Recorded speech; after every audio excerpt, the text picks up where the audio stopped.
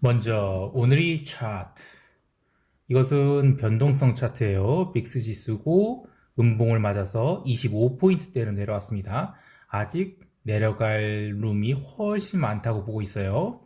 두 번째 골든 드래곤 차이나 인덱스. 이거는 중화권 주식인데 갭다운이 나왔죠. 근데 이따가 아시아 세션 이야기일 때 하겠지만 저는 홍콩 증시는 이 옵션 만기가 있어서 좀 과도하게 눌렸다라고 보고 있습니다.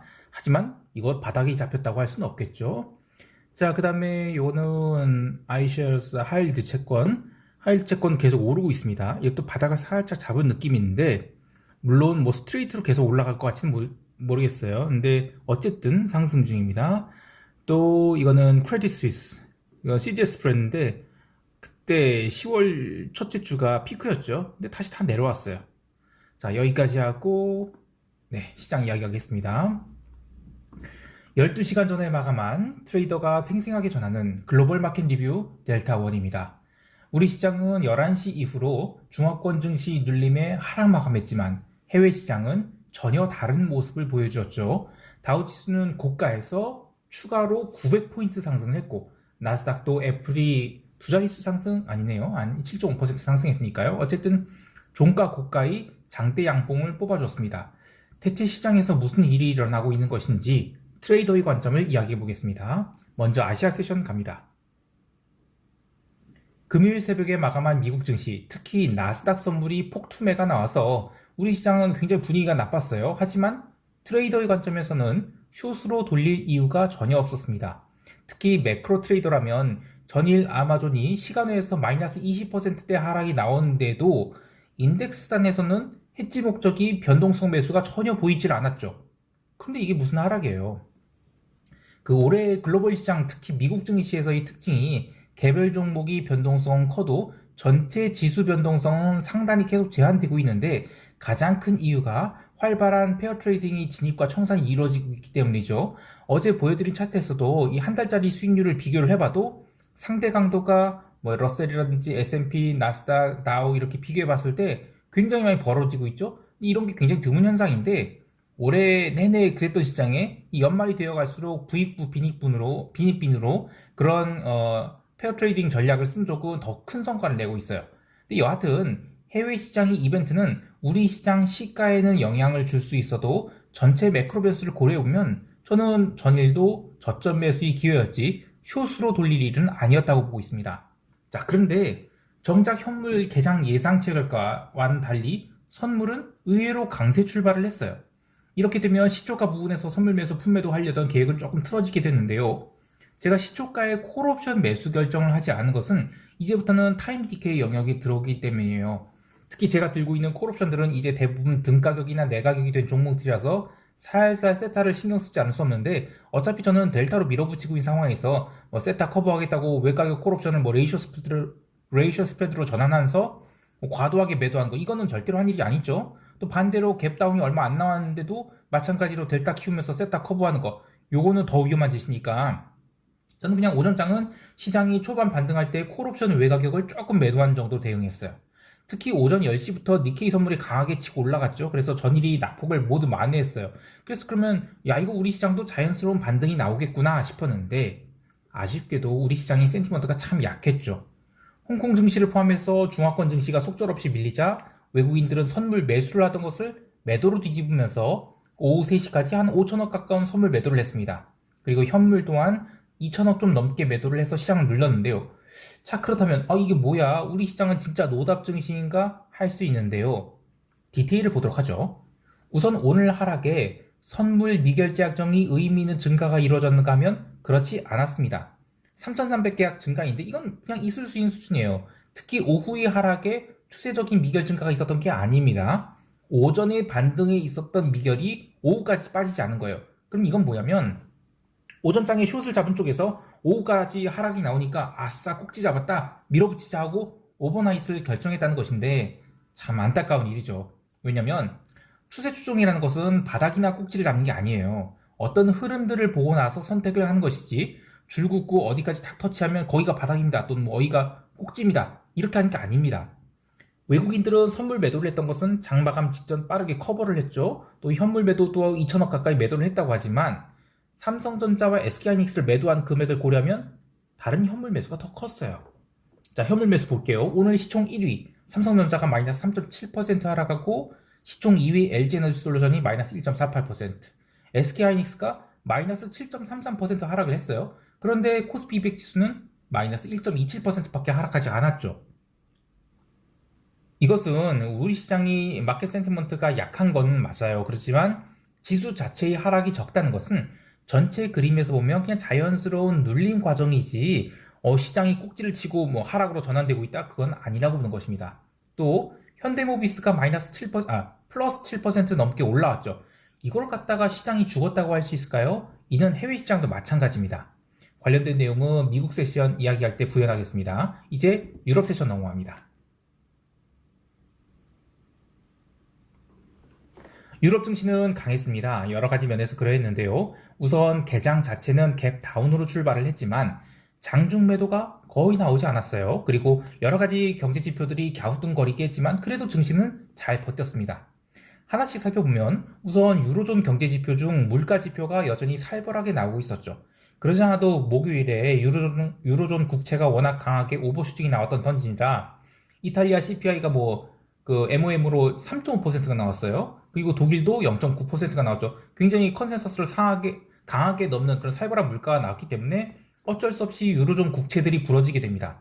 그런데 시장을 냉정하게 보면 채권 시장이 어제 이제 워낙 오버액션 했으니까 눌린 거고 의외로 유로화는 눌리거나 튀거나 반응이 없었습니다. 증시도 마찬가지예요. 더 눌리거나 하지 않았어요. 오히려 지표가 다 발표되고 나서는 조심스럽게 반등이 시작됐습니다. 하지만 상품 시장에서는 조금 다른 흐름이 있었는데 우선 그렇게 강하게 튀던 구리가 이 중화권 증시가 마이너스 4% 밀리면서 함께 매도가 나와서 다시 톤당 7,550달러대로 내려오게 됐는데 트레이더의 관점에서 본다면 지금 시장의 핵심은 원자재의 강한 반등과는 관계가 없습니다. 기름이나 구리나 비달러의 강세가 나온다면 랠리가 나올 수 있는 부분이 해요. 그런데 그거는 증시나 채권이 오르는 논리와는 맞지 않습니다. 지금 증시와 채권이 오르는 논리는 그동안 과매도됐던 것들이 강한 커버링을 맞는 것도 있지만 기본적으로는 원자재발 인플레이션 피크아웃이 경기 침체 신호다. 그런데 그럼 페드가 피봇하지 않겠냐? 응? 이런 건데 그렇다면 원자재가 강하게 오를 수 없는 거죠.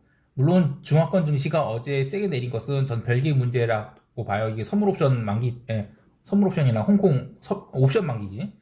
옵션 만기를 앞두고 저는 의도적인 매도가 나왔다고 보는데 그렇다고 해서 중화권 증시가 바닥을 쳤다고 보진 않아요. 그런데 올해 3월에 있었던 거래량 폭등을 동반한 이 파이어세일 가격에 다시 들어왔죠. 이 자리에서 지지가 나와야 될 것 같은데 제가 중국 관련 이해가 좀 부족한 면이 있지만 좀 많죠. 근데 저는 상해 증시 시총 1위가 지금 그 꼬이저 마오타이거든요. 이게 저는 지금도 이해가 안 가요. 이야기가 좀 옆으로 샜는데 어쨌든 지금 이 반등은 채권과 증시 등 언더퍼폼이 심했던 이 자산 위주로 나오는 것이고 본격적인 자산 상승은 나오고 있지 않다. 이렇게 보고 있어요. 통화시장에서도 그동안 강했던 비달러 바스켓이 조금 쉬어가는 정도고 유로화는 페리티를 일시적으로 깼다가 지켜주는 선에서 마감을 했는데요. 통화시장에서도 그동안에 강했던 이 비달러 바스켓이 조금 쉬어가는 정도고 유로화는 페리티를 일시적으로 깼다가 지켜주는 선에서 마감을 했는데요.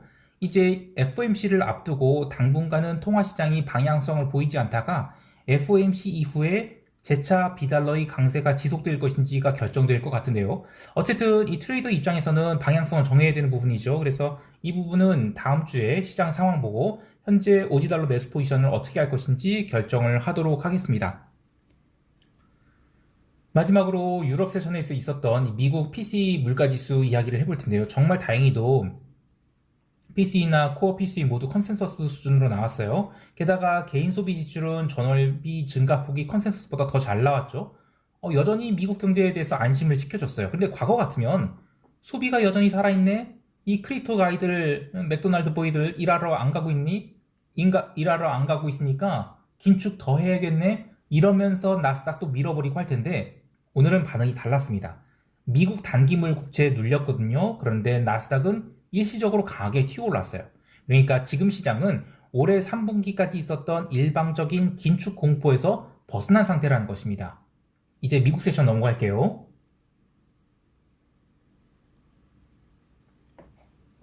미국 증시 개장 전 실적 발표에 엑슨모빌 그리고 쉐브론 같은 기름 주식들이 있었는데 역시 뭐 어마어마한 실적이 나왔죠. 기름 주식의 실적은 기름값이 빠지는 것과 관계가 없는 정도가 아니라 기름이 빠져도 이익이 더 나는 구조예요. 여하튼 이 프리마켓에서 호가가 굉장히 강하게 들어왔죠. 그래서 다우지수의 상승 출발을 이끌었는데요.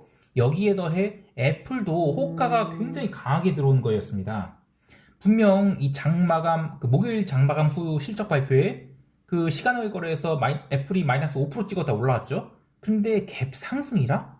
그러면 이거는 목요일 날 장마감 후에 애널리스트들이 봤을 때는 애플 실적이 좋게 판단했다는 거예요. 그리고 또 아마존도 개장에 갭 다운이 나왔는데 마이너스 11%에서 출발을 했어요. 전일 시간 외에서 마이너스 25%를 다이렉트로 밀었던 것을 생각하면 이거는 어마어마한 강세 출발이란 것입니다. 그렇게 주요 지수가 1% 넘는 갭상승으로 출발했으니까 시장 참여자들은 뭐야 뭐 아마존 마이너스 11%고 애플은 뭐 갭상승이네? 그러면 숏을 보고 싶어 할 것 같아요. 그런데 트레이더의 관점은 전혀 다릅니다. 이건 갭상승 1%는 완전 매수 기회인 거예요. 아무리 나스닥 선물을 전일 리스크 관리 차원에서 청산했다 하더라도 이거는 무조건 시가에 매수해야 되는 것입니다. 계획대로 개장 후 바로 매수를 날려잡았는데 이거는 싸게 잡고 이걸 재고할 게 아니고 무조건 날려잡아야 되는 겁니다. 더 볼 것도 없었어요.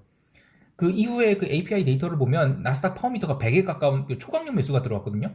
이건 그냥 뭐 닥치고 매수가 들어온 거죠. 그렇게 시장이 종가 고가로 무려 4.78%를 나스닥이 다이렉트로 올랐는데 이 시장 참여자들은 월요일은 아마 갭다운이 나오겠지 또는 뭐 과하게 상승했으니까 하락 전환이 나오겠지 하실 수 있지만 이것은 높은 확률로 월요일장에 갭상승에서 또 런 나올 수 있는 그런 그림이에요. 단기적으로 시장을 볼 게 아니라 10월 들어서 이미 굴뚝주 중심으로 시장이 돌아가기 시작했다는 얘기 여러 번 했었죠.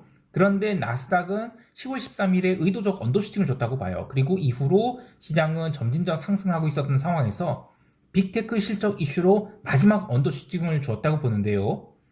자, 빅테크 이제 실적 발표 이제 다 끝났어요. 그런데 이제 여기서 시장을 더 밀어버릴 이유가 뭐가 있을까요?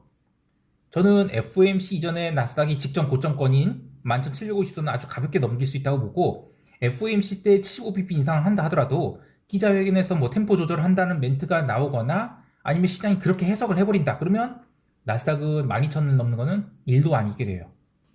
참고로 저는 주식쟁이가 아니라 파생쟁이 출신입니다. 그러니까 숏에 대한 거부감이 전혀 없고 뭐 롱과 숏을 뒤집고 하는 것도 아주 자유롭게 해요. 그런데 기본적으로 롱돌이들이 자본주의 성장과 함께 한다는 거 알고 있어요.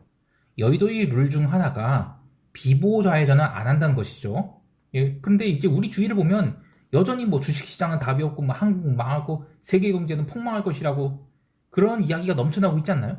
또 뭐 미국 중간선거 전까지 시장을 끌어올리고 그 뒤에는 뭐 나락을 보낼 것이다. 그래서 숏 배팅을 해야 되고 또는 숏을 유지해야 된다. 이런 이야기를 하고 있는데 자국 증시를 골로 보내고 싶어 하는 사람은 없습니다. 이 자본시장에 있는 사람이라면 그런 비관적 전망과는 싸워야 돼요. 혹여 불가항력적인 일이 벌어질 수는 있겠죠. 근데 그것을 예측하고 미리 숏배팅하고 뭐 세상이 망하기를 기도하는 것은 이거는 비보호 좌회전 대기하고 있는 거랑 똑같은 거예요. 자, 시장 변동성이 이제 25포인트까지 내려갔습니다. 이게 무슨 하락이에요, 이러면? 전일 다우지수가 900포인트가 올라갔죠? 그런데 무슨 하락입니까? 애플이 7.5%가 올랐으니까 그런 거라고요? 그러면 엔비디아나 인텔 이런 거 보세요, 차트. 바닥에서 지금 쭉쭉 올라오고 있죠? 이런 건 어떻게 설명하겠습니까? 저는 AMD가 올라오는 거 보면 이건 나스닥 12,000이 아니라 13,000도 넘어가겠다 이런 생각도 들어요. 10월 들어서 제가 강조했던 여러 가지 내용들 중 트레이더들이 지금 올해 1, 2, 3분기 내내 읽기만 했었죠. 그런데 현금 비중은 굉장히 낮단 말이에요. 그럼 이번 4분기에 롱으로서 승부를 걸 가능성이 높다라는 얘기 했었죠. 지금 10월 마감이 하루 앞둔 상황인데 이 정도 당겼으면 이게 다 오른 것일까요? 저는 전혀 그렇게 생각하지 않습니다. 한참 더 오를 수 있다고 보는데요. 저는 지금 이 상승이 단순히 이제 페드의 피봇 배팅이 아니라고 보고 있어요. 제가 이야기하는 근거가 뭐 빈약하다고 할 수 있지만 이 트레이더들은 매사기라는 게 있습니다. 돈 냄새를 누구보다도 잘 맡죠. 특히 매크로 트레이더들은 그러해야 되는데요. 그렇게 돈 냄새를 맡게 되면 재빠르게 인하우스 리서치한테 자신이 트레이딩 아이디어를 검증을 시켜요. 근데 저야 뭐 프랍에서 은퇴한 지도 한참 됐고 또 저를 서포트해주는 리서치가 없죠. 그래서 혼자 뭐 블룸버그 두들기고 해갖고 뭔가 섹시한 데이터를 제시하면서 롱을 외치지 못하지만 그래도 노병은 사라지지 않는 겁니다. 여하튼 변동성 매도는 지속되고 있으며 증시는 계속해서 인덱스 매수가 들어올 것으로 보고 있습니다. 진정한 포모는 아직 시작되지도 않았다고 봅니다. 이제 시장 총평하면서 대응 전략 이야기할게요.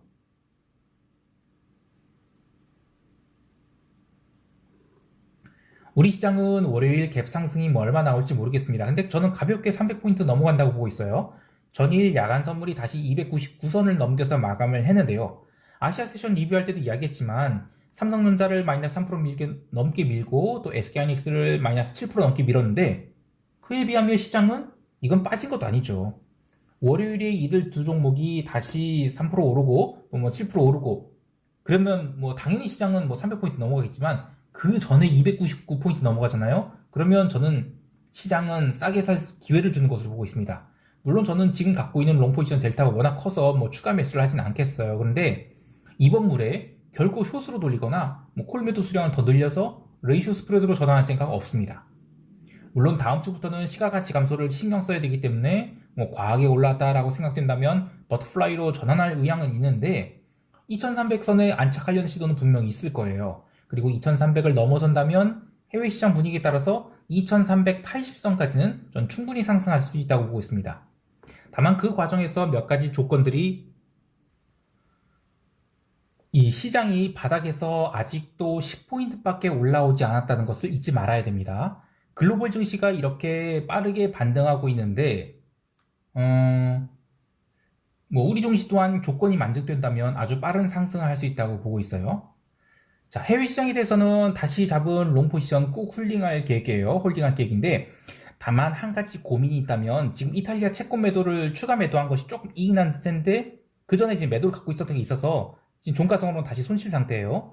그리고 이 독일 이탈리아 채권 스프레드가 당장은 확대될 기미가 보이지 않습니다. 근데 유로존 인플레이션 이슈는 여전히 그대로죠. 그래서 11월 들어서도 이탈리아 국채가 빠지지 않고 버틴다. 그러면 저는 이 11월 들어서도 채권 매수가 또 지속될 수 있다. 이렇게 보고 있어요. 그래서 안 빠진다 그러면 저는 채권 매도 치워버릴 거예요.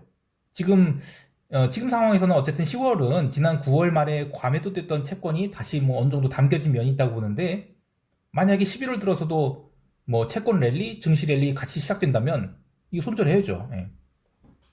마지막으로 변동성은 23포인트대까지 내려갈 것을 보는데요. 다음 주 월화에서 미국 지수 선물이 아시아 세션에서 더 오른다. 그러면 일시적인 변동성 언더슈팅 나올 수 있다고 보고 있습니다. 근데 이 경우에 한해서는 이 경우에는 이 장중에 한해서는 조정이 좀 나올 수 있다고 봐요. 그래서 그 장중에 상승이 뭐 1.5%가 넘어간다. 그러면 일단은 롱을 좀 줄였다가 장중 조정 때 추가 매수를 해서 오버나이트 한 식으로 이 트레이딩 바이 관점을 적용할 거예요.